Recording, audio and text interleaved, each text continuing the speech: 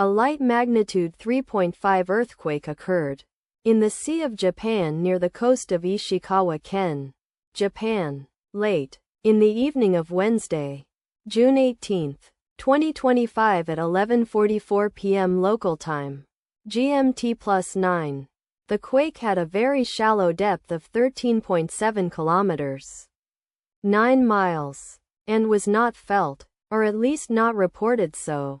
First to report need after 10 minutes. The earthquake occurred 7 weeks after a magnitude 4.2 earthquake had hit on Saturday, May 3, 2025, at 1:12 a.m. GMT+9 local time, in 78 kilometers, 48 miles, distance to the southwest. Data source from Volcano Discovery. Did you feel it? Let us pray. May the earthquake that occurred not affect our brothers and sisters there. May the earthquake not happen again. And may God protect everyone. Amen.